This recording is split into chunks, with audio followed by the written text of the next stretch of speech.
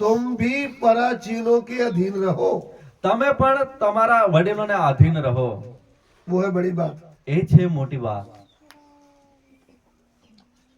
आपसे जो पहले बने हुए प्रभु के बुजुर्ग दास हैं, તમારાથી પહેલા જે બનેલા પ્રભુના જે સેવકો છે, जिनको प्रभु ने नियुक्त किया है कलीसिया में, જેમને મંડળીમાં પ્રભુએ નિયુક્ત કર્યા છે, आप उनकी आज्ञा माननी सीखो। તો તમે એઓની પહેલા આજ્ઞા માનતા શીખો. आप उनकी अगुवाई में चलो। તમે તેઓની આગેવાનીમાં ચાલો. आपको उनका आदर करना आना चाहिए। તમારે તેઓનો આદર કરતા શીખવાનું છે. आपके अंदर उनका भय होना चाहिए। તમારી અંદર તેઓનું ભય હોવું જોઈએ. ये अधीन का मतलब। આ છે આધીનતાનો મતલબ. एक डीएसपी ने एसएच को आज्ञा दिया है।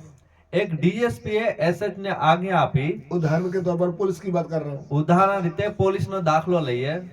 गुजरात पुलिस में ગુજરાત પોલીસમાં डीएसपी साहब एसएचओ को आज्ञा दिया है। ડીએસપી સાહેબે એસએચઓ ને આજ્ઞा આપી છે. नारोल में नरौल चौकड़ी में आपको एक उधर नाका लगाना है। હા, નારોલ ચોકડી પાસે તારે એક નાકું લગાવવાનું છે. तो एसएचओ क्या बोल रहा है?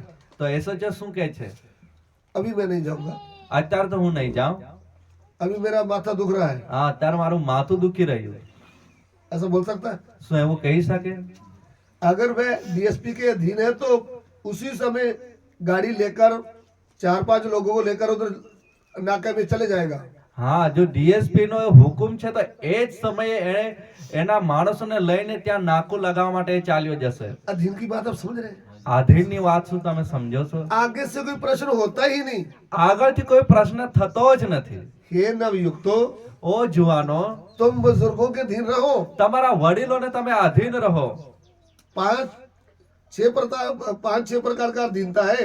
5-6 પ્રકારની આધીનતાઓ છે. जवानों ने बुजुर्गों के अधीन रहना है। જુવાનોએ વડીલોને આધીન રહેવાનું છે. फिर लिखा है हे पत्नियों, પછી લખવામાં આવેલું છે હે પત્નીઓ, तुम भी अपने पतियों के अधीन रहो। તમે પણ તમારા પતિઓને આધીન રહો. तुम्हारा पति जो आपको बात बोलता है उसकी आज्ञा मानने के लिए तैयार रहो। હા, તમારા પતિ જે વાત તમને કહે છે એની આજ્ઞા માનવાને તૈયાર રહો. ये लिखा है इफ्सिया 5 का 22 में। અને આ લખવામાં આવેલું છે એફએસસી તેમનો 5મો અધ્યાય 22મા વચનમાં. हे पत्नियों, अपने अपने पति के ऐसे अधीन रहो जैसे प्रभु के। आमीन। આમેન. पत्नियों के लिए भी प्रभु की आज्ञा है। પત્નીઓને માટે પણ આ પ્રભુની આજ્ઞા છે. अपने अपने पति के अधीन रहो। પોતપોતાના પતિને આધીન રહો. जो आपको बोलते हैं उनकी मानो। જે તમને કહે છે એનું માનો. उसके साथ साथ अबरानी 13 का 17। એમની સાથે આપણે વાંચી લઈએ હિબ્રો તેમનો 13મો અધ્યાય 17 અને 17મું વચન. તમે તમારા આગેવાનોની આજ્ઞાઓ પાળીને તેઓને આધીન રહો, કેમ કે હિસાબ આપનારોની પેઠે તેઓ તમારા આત્માની ચોકી કરે છે. એ માટે કે તેઓ આનંદથી તે કામ કરે છે, પણ શોખથી નહીં, કેમ કે એથી તમે ગેરલાભ થાય. हाँ। अपने अगुओं की आज्ञा मानो और उनके अधीन रहो, क्योंकि वे उनके समान तुम्हारे प्राणों के लिए जागते रहते हैं, जिन्हें लेखा देना पड़ेगा। आमीन। આમેન. बुजुर्गों के अधीन, વડીલોને આધીન, जवानों ने बुजुर्गों के अधीन रहना है। જુવાનોએ વડીલોને આધીન રહેવાનું છે. पत्नियों ने अपने पतियों के अधीन रहना है। અને પત્નીઓએ પોતપોતાના પતિને આધીન રહેવાનું છે. कलीसिया ने अपने अगुए के अधीन रहना है। અને મંડળીએ પોતાના આગેવાનોને આધીન રહેવાનું છે. एफएससी 5 का 21। એફએસસી તેમનો 5મો અધ્યાય અને 21મું વચન.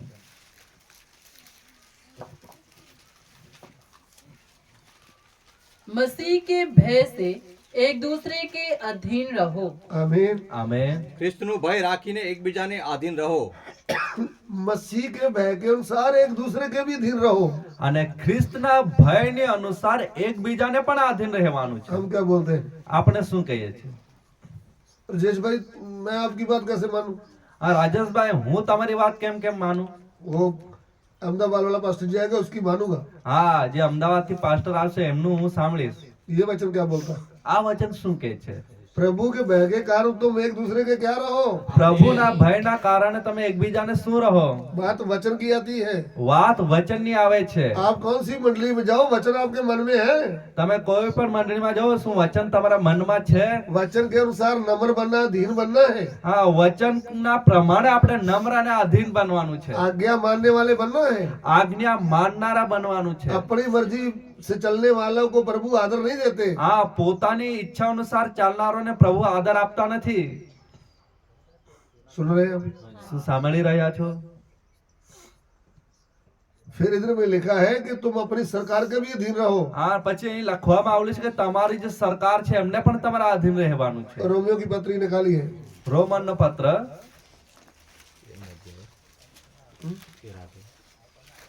13 अध्याय में कितना वचन है?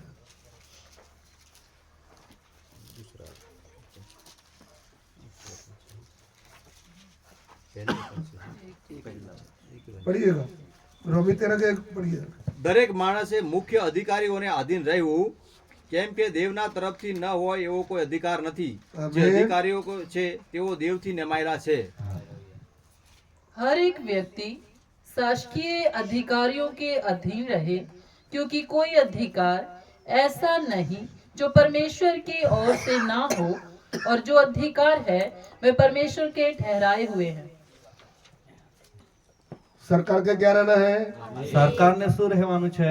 सरकार के अधीन कैसे रहते हैं? સરકારના અધીન કઈ રીતના રહેવાય? मीटर नहीं लगवाना, હા, મીટર લગાવવાનું નહીં। चोरी बिजली लगाने का वे है सरकार के अधीन। હા, વીજળીથી ચોરી વાપરવી આ છે સરકારનો અધીન। बिजली की चोरी नहीं करने का। હા, વીજળીની ચોરી નહીં કરવાની। आपके घर में मीटर होना चाहिए। તમારા ઘરમાં મીટર હોવું જોઈએ। ठीक है ना? ઠીક છે ને? आपका मोटरसाइकिल चलाते हैं तो लाइसेंस होना चाहिए। હા, ગાડીઓ ચલાવો છો તો એનું લાયસન્સ હોવું જોઈએ। नहीं लाइसेंस तो आपको सरकार के अधीन नहीं है। હા, લાયસન્સ નથી તો તમે સરકારના અધીન નથી। आपका आधार कार्ड होना चाहिए। હા, તમારું આધાર કાર્ડ હોવું જોઈએ। आपका वोट कार्ड होना चाहिए। તમારું મતદાન કાર્ડ હોવું જોઈએ। हमने तो बनाया ही नहीं। હા, અમે તો બનાવ્યું જ નથી। नहीं बनाया तो बना लो। નથી બનાવ્યું તો તમે બનાવી લો। बस में बैठते हो तो टिकट आपके पास होना चाहिए। હા, બસમાં બેસીને મુસાફરી કરો છો તો એમની ટિકિટ લેવાની છે। उसने तो मुझे टिकट पूछा ही नहीं। હા, તો તમારે એવું નથી સમજવાનું કે એમણે તો મને ટિકિટ આપી જ નહીં। उसने तो नहीं पूछा तो तुम कौन से विश्वासी हो? હા, એણે નહીં પૂછ્યું તો તમે કેવા એવા વિશ્વાસી છો? गुरुजी प्रभु का धन्यवाद हो, मुझे किसी ने टिकट ही नहीं पूछा। હા, ગુરુજી પ્રભુનો ધન્યવાદ, મને તો કોઈ ટિકિટ પણ પૂછી નહીં। तो तुम्हारा ईमानदारी कहाँ है? હા, તો તમારી ઈમાનદારી ક્યાં છે? तुमने खुद बोलना था मुझे चाहिए હા, टिकट। તમારે તો પોતે કહેવાનું હતું કે મને ટિકિટ જોઈએ છે। सरकार के क्या रहना है? સરકારને શું રહેવાનું છે? अधीन। આધીન। लास्ट में किसके अधीन रहना है? અને આખરે કોને આધીન રહેવાનું છે? याकूब की पत्री 4 का 7। યાકૂબનો પત્ર તેમનો 4 અધ્યાય 7મું વચન।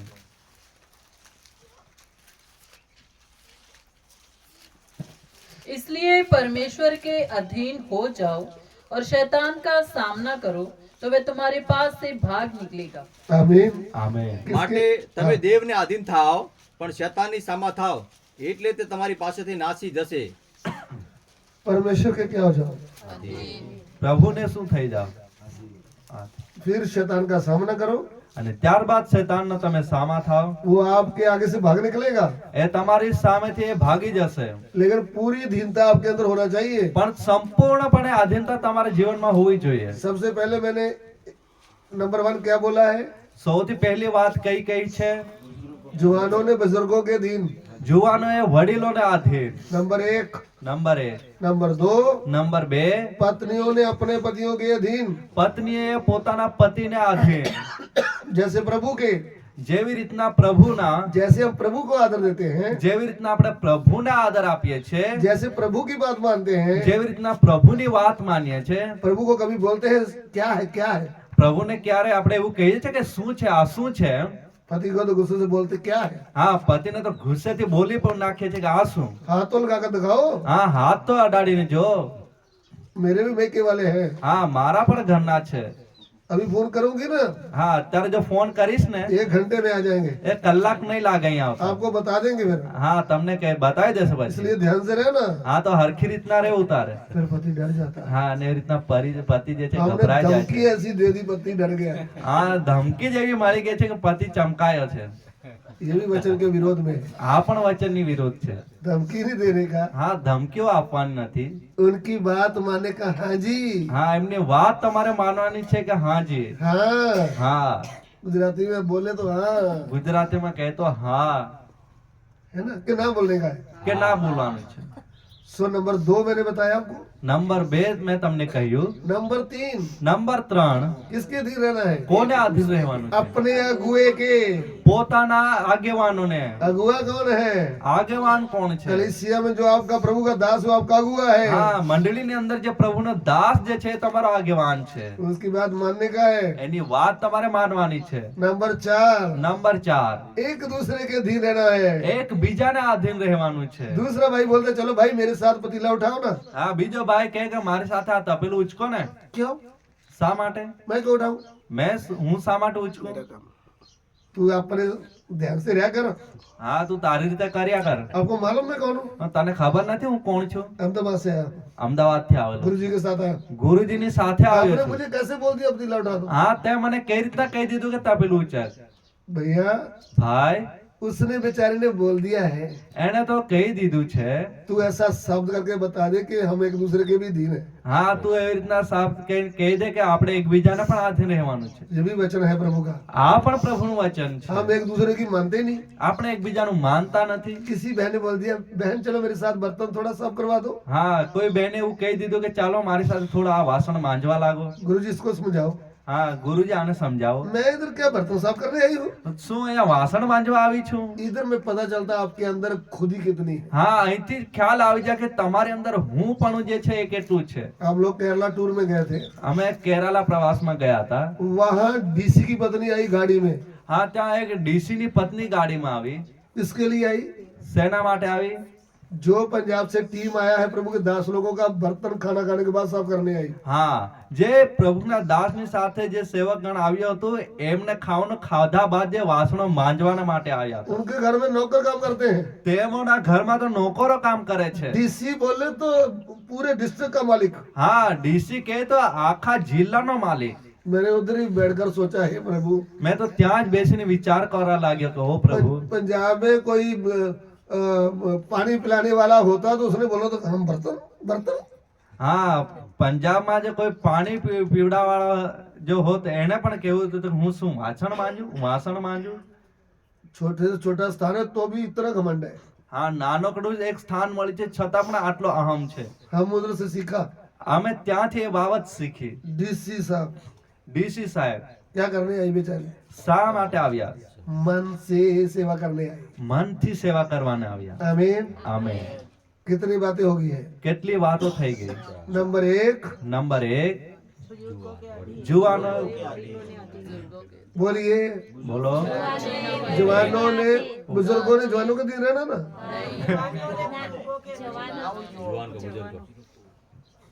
ऐसा नहीं बोलना कि और जयेश भाई मैं आनंद बोल रहा हूँ ऐसा काम करो ना, उल्टा नहीं करने का। હા આવું ઊંધું તમારે નથી કરવાનું.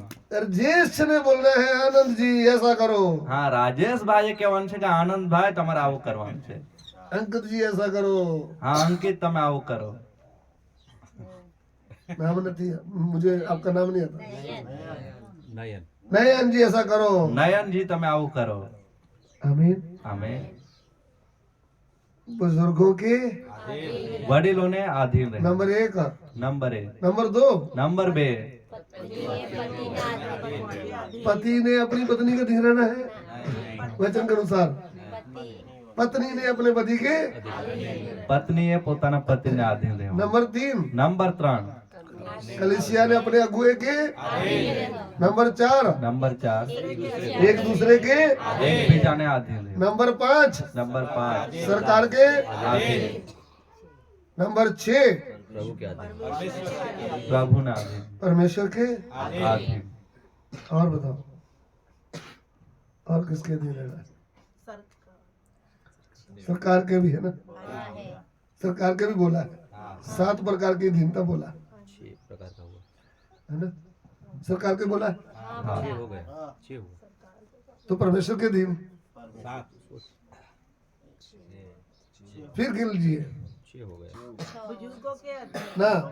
सबसे पहले जवानों बुजुर्गों के अधीन, नंबर 1। नंबर 2 पत्नियां ने अपने पति के अधीन, नंबर 2। नंबर 3 अगुए के अधीन, नंबर 4 एक दूसरे के अधीन, नंबर 5 सरकार के अधीन, और नंबर 6 परमेश्वर के अधीन। और बताओ 6 नंबर 7 नंबर अपने माता पिता के अधीन। नंबर 7 यीशु प्रभु अपने माता पिता के क्या रहा 30 वर्ष तक। आनंद जी 30 વર્ષ સુધી यीशु अपने मम्मी पापा के अधीन रहा कितने वर्ष? ઈસુ પોતાના માતા પિતાના અધીન રહ્યો। कितने वर्ष? કેટલા વર્ષ? 30 वर्ष 30 વર્ષ रहा। રહ્યો। आपको वर्ष चाहिए? તમને વર્ષ જોઈએ? लूका का सुसमाचार निकाले। લૂકની લખેલી સુવાર્તા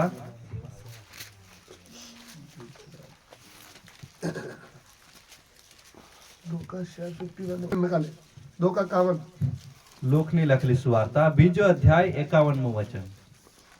तब वे उनके साथ गया और नासरत में आया और उनके वश में रहा, और उसकी माता ने ये सब बातें अपने मन में रखी। आमीन। उनके वश में रखेगा मतलब अधीन रहा।